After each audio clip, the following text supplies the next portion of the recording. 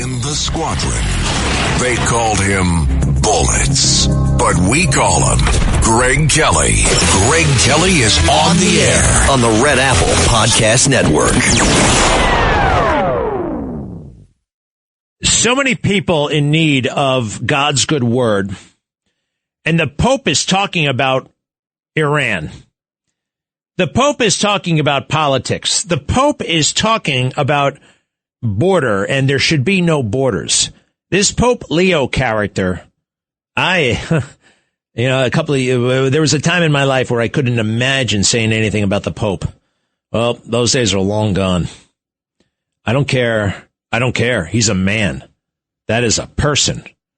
And for him to do what he's doing and getting involved in politics and not spreading the gospel, talking about, his political viewpoints, he's so out of, this is one of the reasons why people turn away from the Catholic Church. And when they do that, they turn away too often.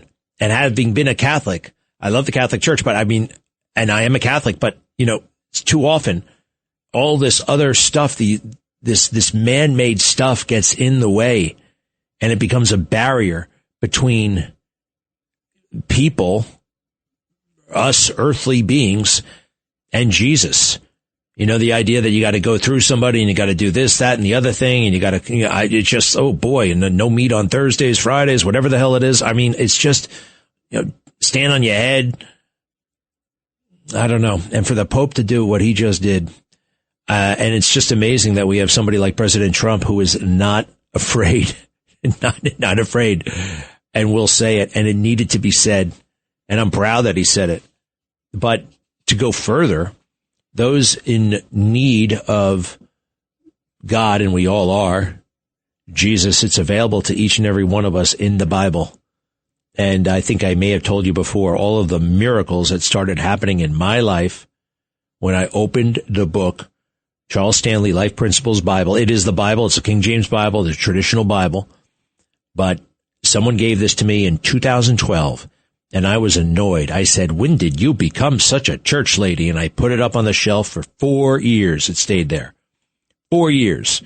As I continued with my, my leisure pursuits. All right, let's just say I was consumed with leisure activities. As Ralph Crandon would say, leisure activities. I can't be the janitor anymore. It interferes with my leisure time. One day, a lot of things came together. I opened that book, and oh my goodness gracious, it started happening. It started happening right away, and I started to get in shape, kind of like an athlete exercising. And all these things started to make sense, and wow, God is real, and Jesus is his son, and he wants this, that, and the other thing from me, and he wants to be close to me, and everything I have, he's given me, and the things that I don't have, he doesn't want me to have, and maybe I'm not ready for them right now. Maybe I'll never be ready for them. Maybe, right? And he knows who we are. He knows everything about us since before we were born.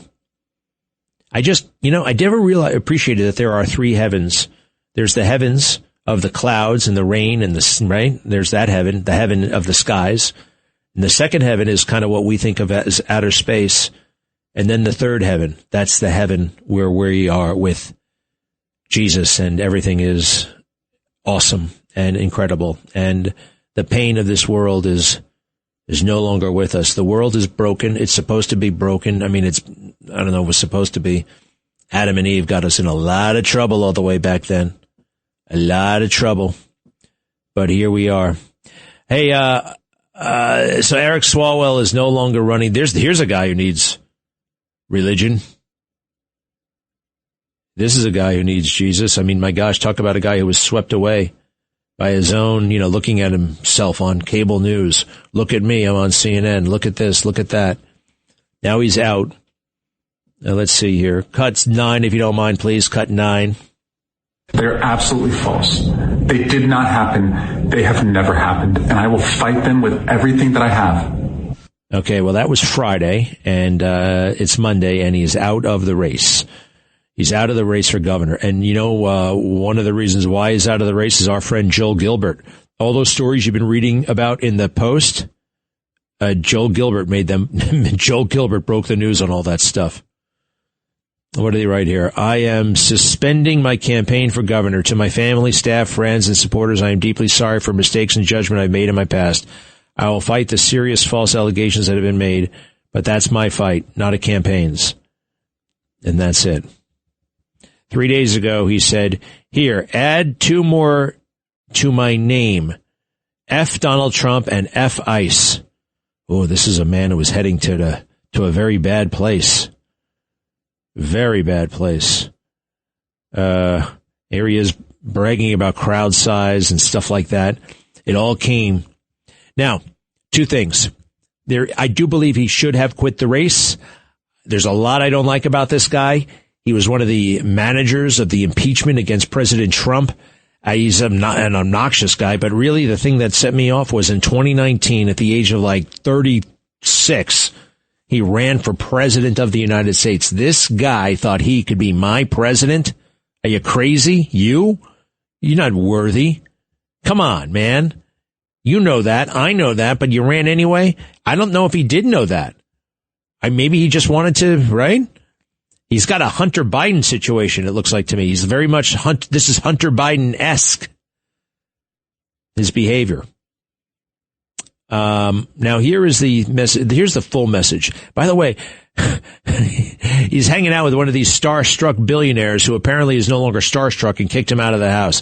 The reason why he should have quit the race is because of the video of him making out with a girl, not his wife, on a couch where he knew he was being recorded. Carlos, do me a favor. Take this in. I don't think you can run for governor and you're, running around like that. That's the deal breaker. Curiously for me, the deal breaker is not the San Francisco Chronicle story that said he assaulted a woman. No, that's not the deal breaker. I'm sorry. And a lot of people don't like that. That's my position on this. Oh, we know he's a sleaze. He probably did it. I can tell he looks like a sleaze. He probably did it. When we're talking about assault, alleged assault, we're talking about a crime, and that can take away somebody's liberty, somebody's freedom. That can take somebody out of civil society. That's a very serious thing. And the idea that he did something in 2024, allegedly, and a woman is now coming forward in 2026 to make her case the 3 days before mail-in voting starts. She makes her case now against the leading candidate for governor. I can't believe he's a leading candidate for governor, but he was. Here's his entire statement, all right, when he pulls out of the whole thing, right? No, I'm sorry. He still at this point thinks he's got a fighting chance, all right? But you can tell it's pretty much over. Go ahead. A lot has been said about me today through anonymous allegations, and I thought it was important that you see and hear from me directly. These allegations of sexual assault are flat false. They are absolutely false. They did not happen. They have never happened, and I will fight them with everything that I have. They also come on the eve of an election where I have been the frontrunner candidate for governor in California. I do not suggest to you in any way that I'm perfect or that I'm a saint. I have certainly made mistakes in judgment in my past, but those mistakes are between me and my wife. And to her, I apologize deeply for putting her in this position. I also apologize to you if in any way you have doubted your support for me. But I think you know who I am. For over 20 years, I have served the public as a city councilman, as a member of Congress, and as a prosecutor who went to court on behalf of victims, particularly on behalf of sexual assault victims. That's who I am and have always been. This weekend, I'm going to spend time with my family and friends, and I appreciate those who have reached out to me to show support, and I look forward to updating you very soon. All right. Well, the update is he's out of the race. A couple of things there. The way he lists his career, you know who I am. I'm a prosecutor. I've served the public for 20 years. That kind of language is dangerous language. It's the language of entitlement. I did these good things, therefore I'm entitled. And I think there's some of that going on here. But I do not believe that anyone should be able to walk into a newspaper, tell a story, they write that article anonymously. I'm sorry, and then you're done politically. This almost happened to Kavanaugh. They wanted it to happen to Trump. Eric Swalwell doesn't have the clout to fight this stuff, right? He doesn't have the stature, probably doesn't have and hey, maybe he is guilty. But in America, I don't care who you are. You can't just be outraged when it happens to your friends, when something unfair happens to your friends. When it happens to your enemies, I do believe we should be equally upset and concerned. Well, maybe not upset, but it's equally wrong. An anonymous story about sexual abuse 2 years later, and she goes to the newspaper, and then she goes to CNN without going to the cops. Now the cops have to go to her. And what do? They look at her text messages. Oh, the text messages verify. Oh, do they? People say a lot of things in text messages. People posture, people humble brag, people, I don't know. I mean, and especially women, I think, actually, are always kind of like, right? I don't know, that's not sexist. I do think that women are more communicative. All right. If I go on a date back when I was single, and it doesn't go well, right? She doesn't like me. She's giving me the cold shoulder, right? I'm not going to tell 16 friends what happened, but women will often do that. And he was this, and then he did that, and he was terrible, right? No, I'll just take it as a loss and move along. You know where I learned how to do that? You know where I learned how to be rejected with style? James Bond. Ever see, you're nodding your head.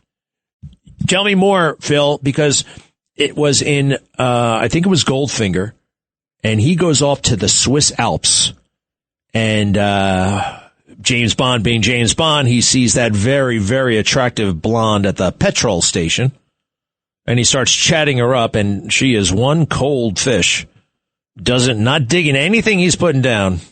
And he's like, well, don't forget to write. And he just then he gets in the car and he drives off like, no skin off my apple, whatever. Okay, he took the signal. Hey, you're putting it out. I'm picking up what you're putting down, and I'll take that and, go on my way with my demeanor and dignity intact.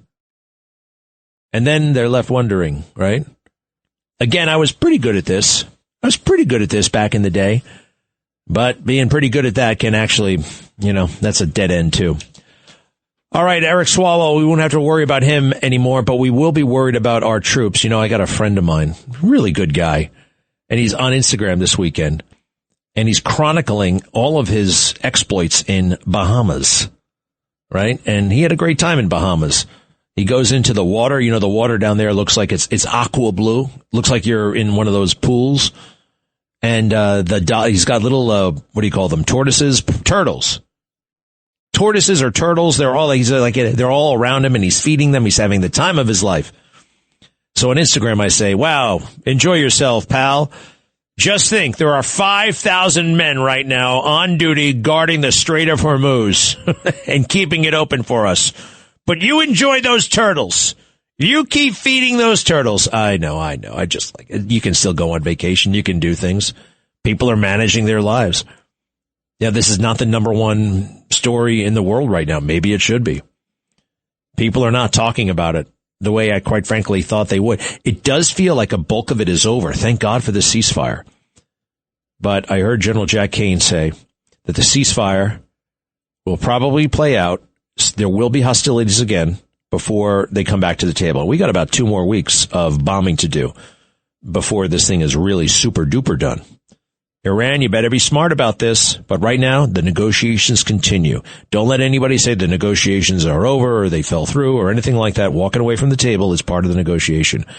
Got to split for a second. 800-848-9222. 800-848-9222. Greg Kelly. Let's go, Brandon.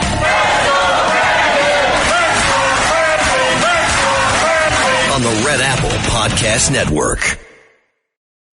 This is Roger Stone for American Sovereign Bullion. Since 2020, the U.S. dollar has lost over 20% of its purchasing power. Meanwhile, gold continues to rise. Call 844-272-2428 or go to asbgold.com now to get your free gold and silver guide and learn how to protect your wealth with physical gold and silver delivered to your door or held in a gold IRA today. So go to asbgold.com now. Don't wait for the markets to drop. That's asbgold.com. Greg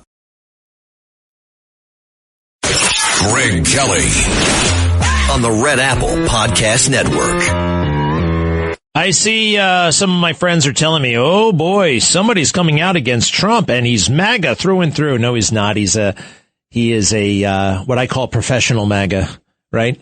I know professional MAGA, right? Some of them have podcasts, some of them have radio shows, some of them have this, that, and the other thing, right? These are marketing decisions for them. These are positioning decisions. These are, how does this affect me? What will I talk about and say going forward? That's what people are doing all over the place in the MAGA world. And too many pundits and people I know are saying, oh boy, MAGA's really, really fracturing right now because of, well, this Iran war. And President Trump promised no more war. No, he didn't. No, he did not. He doesn't like war. I don't like war. All right. But sometimes you got to do it. He's not a pacifist. How many times do we hear him say, I will bomb the crap out of them? He said it in 15, 16, 17, 18, 19, 20. He's always been hawkish when it comes to Iran. If we have to, we will. And this idea, well, he promised no new wars. That is actually not true. This has been contained. This is under control. And I see people losing their mind, but they're fake losing their mind. They think, they never really liked Trump at all anyway. They didn't really like him, right? And they've always wanted to. And a lot of these people, they still sting because they supported wholeheartedly the Iraq war, the invasion of Iraq by us. And they were, how do you atone for that? How could you be so massively wrong about that? That's going to leave a mark. President Trump was against that war. He didn't vote for it. He was able to say with a straight face, I was against that war. And it was a big fat mistake. Nobody said it until he did. So I get these messages. Somebody shows me these fake polls. No, MAGA is with President Trump. Hey, the other thing, how about that Mark Kelly character? You heard about him, the astronaut? I mean, yeah. All right, you got yours. You're all powerful now, so you can. Now he's obsessed with diversity.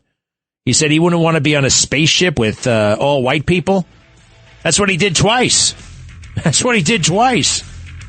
Like a lot of these people who call for diversity, equity, and inclusion, I see they call for it once they have everything that they need, right? They got their money, they got their power, right? He had fun in space. He didn't seem having a hard time going to space with 5 white people. Or is there also known derogatorily as white guys? I hate that term, white guys. Never say white guys to me. 800-848-9222. Be right back.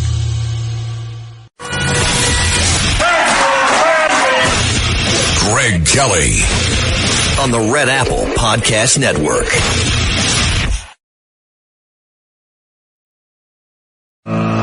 Greg Kelly, entertaining and informative on the Red Apple Podcast Network.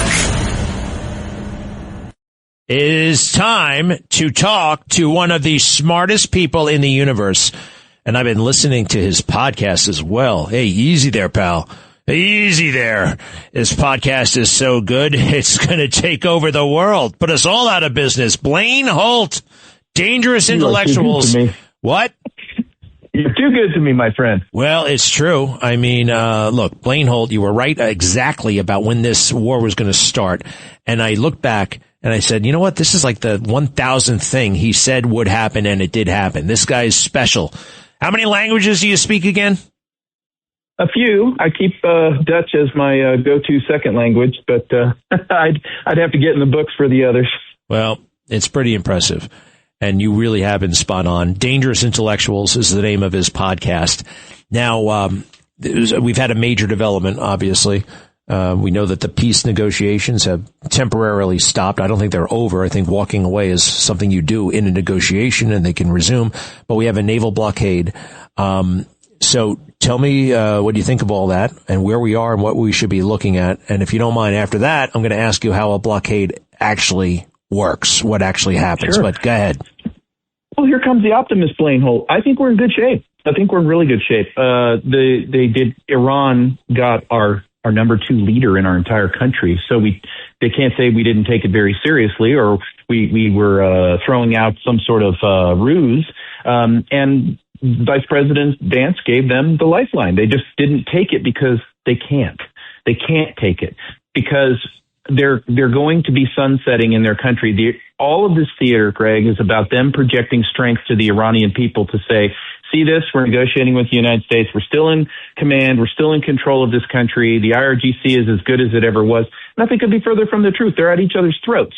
So President Trump said, fine, okay, you didn't want to open the straits either. We'll take care of that too. So we're going to blockade for now.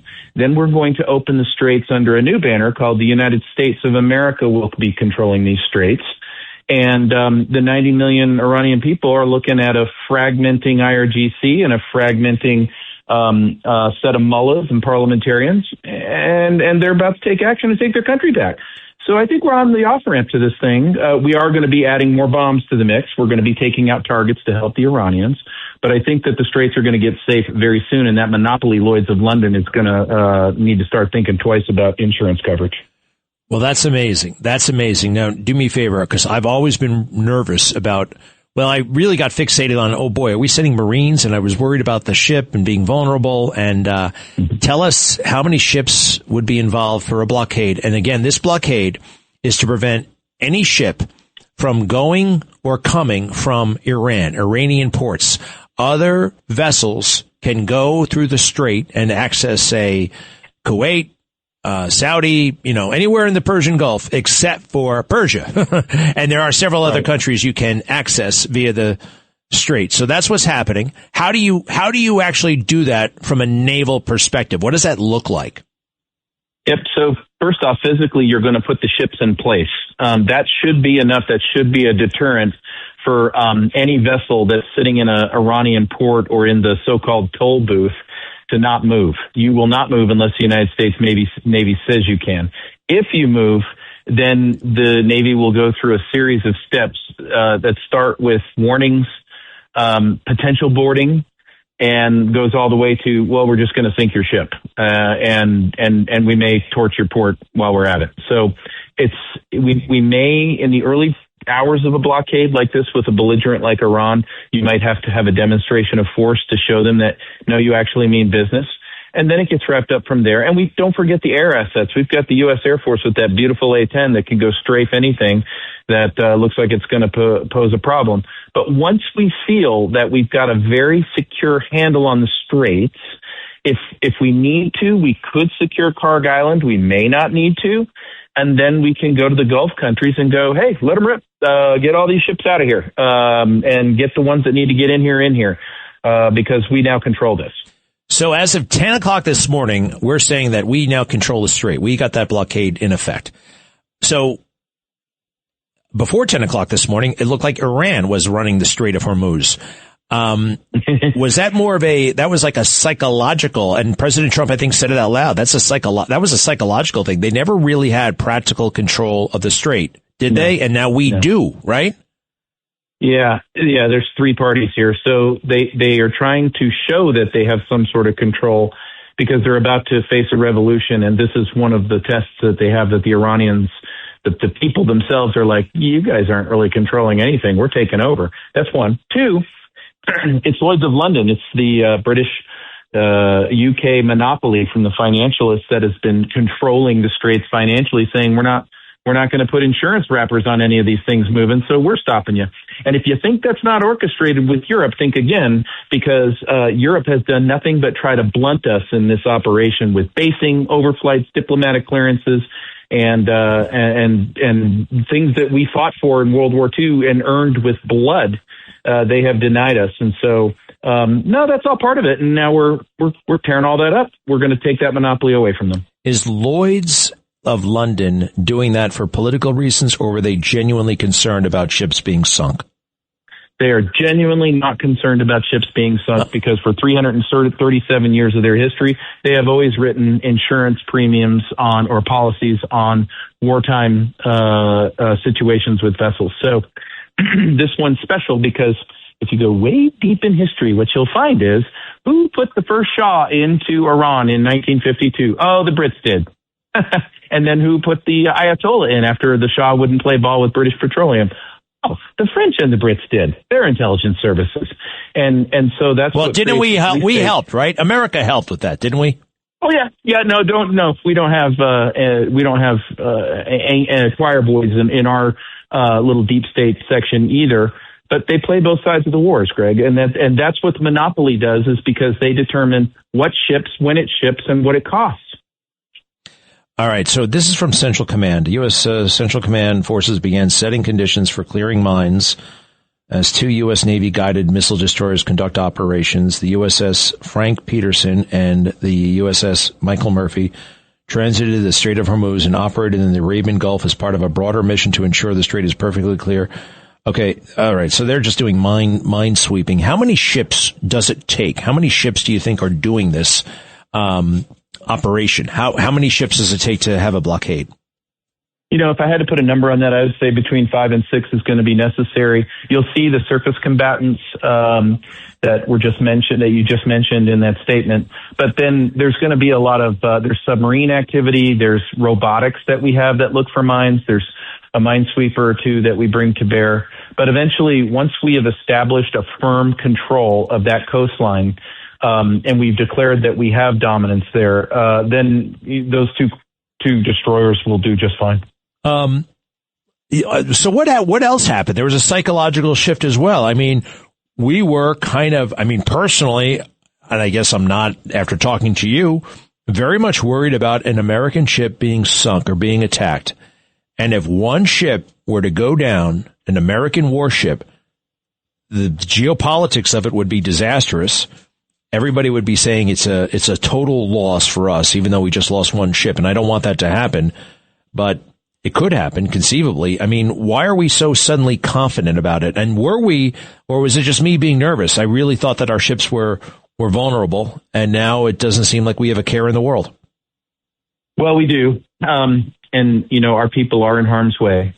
And anything can happen in conflict like this. The unforeseen weapon, the Hail Mary pass that this regime would throw at us, some terrorist from some other actor like the Houthis. But where I'm going to place my confidence is that naval intelligence and actually our joint intelligence operations have correctly assessed over our last 60 days of operations that we have pretty good control and a good handle on what Iran's got, what they have left, and how they're turning on each other in their command and control realms, that we feel like we can now be in this place with operations in the Straits. And so, you know, it's the commanders. They've got this yoke of this burden on them. They've got to make that call.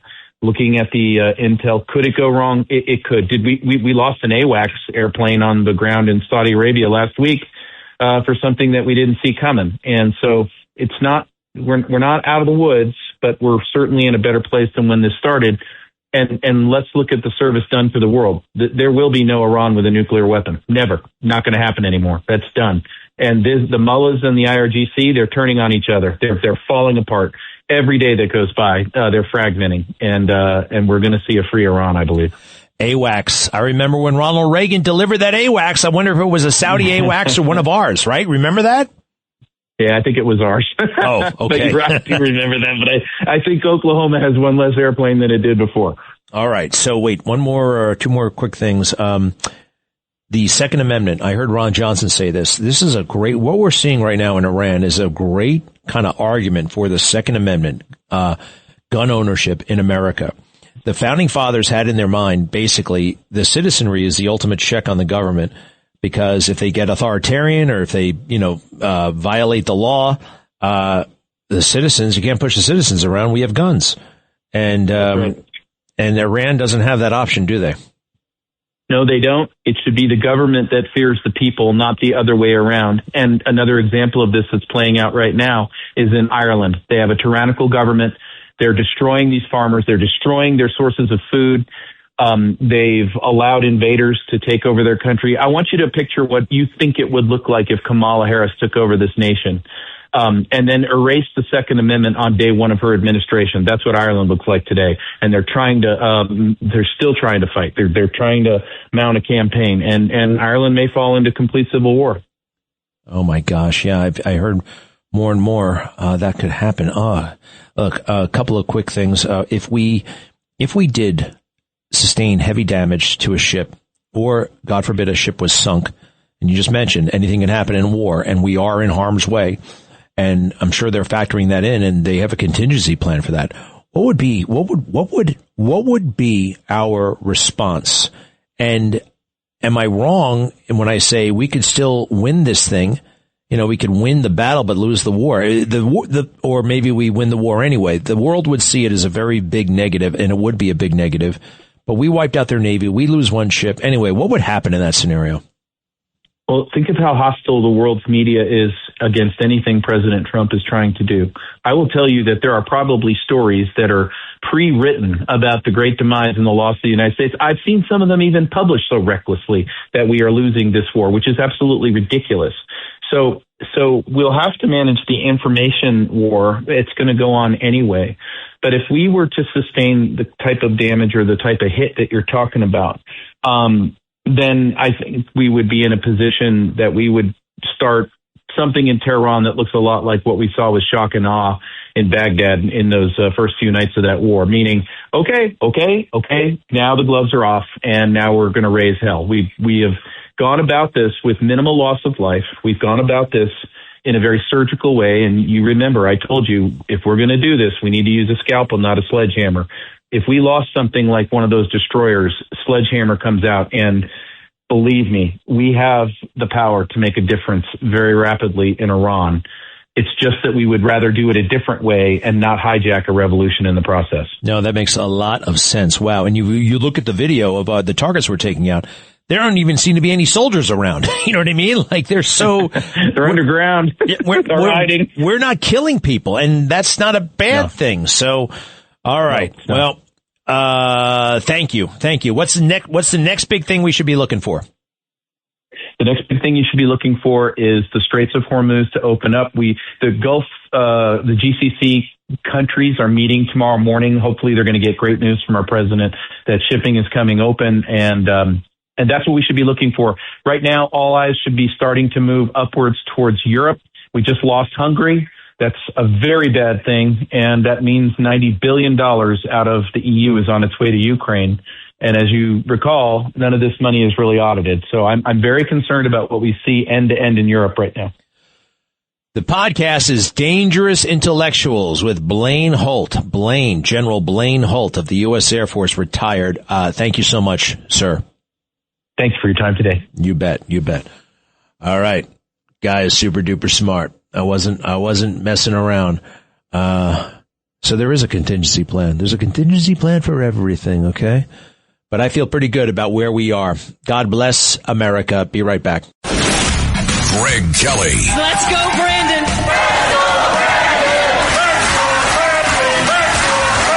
On the Red Apple Podcast Network. Greg Kelly, entertaining and informative. On the Red Apple Podcast Network. All right. No, excuse me. I am feeling not very hungry. I've taken a few steps that have modified my appetite. I'm feeling very good at the same time. 800-848-9222. Let's see here. Joe, line 1. Is he there?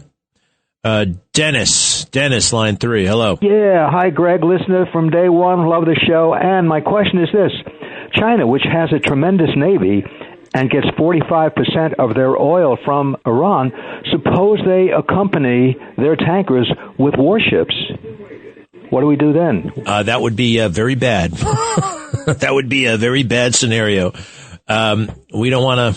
I don't think they're going to. We should have asked Blaine Holt, quite frankly, but I don't think they want to. I think President Trump and President Xi have an understanding, all right? There are all kinds of weird domestic economic things going on in China that I've heard about, that they don't want to really flex their muscle right now. And this does put the squeeze on them a little bit with the oil. But we're okay with them getting oil. We're okay with China. We don't want to cut off China. I hear people saying, well, we really want to screw China. We want to have some leverage, but we don't want to screw them. And remember, they could screw us by taking over Taiwan. And if they did that right now, that would be very bad for everybody, especially us, with the chips and whatnot. But Dennis, it's a good question. I don't, beyond that, do you have any other thoughts on it? Yeah, just one other thought, Greg, something a little different, but is this. Trump was riding the crest, and he was planning to, in November, visit everyone around the country, and he was going to knock them dead, and we're going to win the midterm elections. What happened where all of a sudden he changed like 360 degrees and decided, hey, we got to start this war? Do you know, is there something specific that happened to change his mind completely? What, change his mind about what? Going all over the country? Yeah, change his mind about, devoting all of his energies to campaigning. No, he wasn't going to. He was never going to devote all of his energies to campaigning. The closest we heard about that, I think it was earlier this year, maybe it was last year, late last year. Susie Wiles said, President Trump doesn't know it yet, but we're going to put him out on the campaign trail a lot. The president cannot devote all of his energies to the midterms. The president has a duty. You got to put the country's safety above politics, by the way. And I think the midterms are going to work out much better than people fear.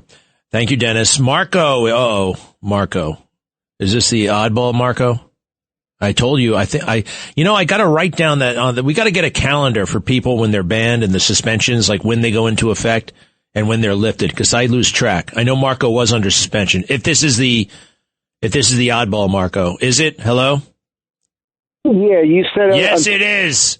Yes, it is. There you go, right away with the attitude and the tone of voice. All right, what is it? You said I was suspended till April 10th. That's what you said. All right. Oh, really? All right. Well, I don't think that comports with my notes. Well, I don't have any notes. All right, we'll take your word for it. What up? A question and just a comment. So I just wanted to hear what your reaction is about what Trump's excuse about the picture that he was Jesus Christ. And then my comment is this administration has become literally a reality show.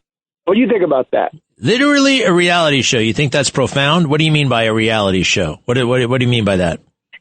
It's reality, isn't it? This is reality. This is really happening. This stuff is really going down, man. It's really going down. So what is it? How so? It's a joke. It's a joke. It's a joke. It's a joke. You know, I think you'd be much happier if you were on the Trump train. You'd be much happier. Deep down, I think, Marco, you know he's right, but you've been spending all this time hating on Trump. You find it very, very difficult to let go. And I would just say this. The Trump train, it's crowded, but there's plenty of room, Marco. Embrace it. I know you can. I know you want to. I'll see you later, okay? April 10th. And that was fine. That was event-free. No suspension. Well-behaved, Marco. Let's see here. Bill in Hamburg. And about the Jesus painting, I haven't seen it yet. And did he repost it? Was it somebody else who made it, or did he just make it? Look, I tweet like he tweets. You know, you tweet sometimes to press buttons. It's fun. People do it all over the place. Because he's the president of the United States, he's not supposed to. He's supposed to have like golden handcuffs. No way. Bill, hello. Hey, how you doing? First of all, I want everybody to know that I drive a Subaru, and I am not a liberal. I'm on the Trump train, and I don't know how a car can have any political significance. A Subaru? No. I don't think a Subaru had a political reputation. Did it, really? That's what I'm told. It's crazy, but hey, Volvo, Prius maybe, but not Subaru. Hey, do me a favor, Bill. I'm sorry. There's the music. If you want to hold on, I'll get to you in the next hour. But don't be self-conscious about a Subaru. Thanks for listening to The Greg Kelly Show. You can hear The Greg Kelly Show weekdays at 12:15 on 77 WABC. If you like the podcast, share it with your friends and listen anytime at WABCRadio.com and download the WABC Radio app. Hit that subscribe button on all major podcast platforms. Plus, follow WABC on social on Instagram, TikTok, Facebook, and X. See you next time for a new episode so you never have to wonder. What the heck is going on here?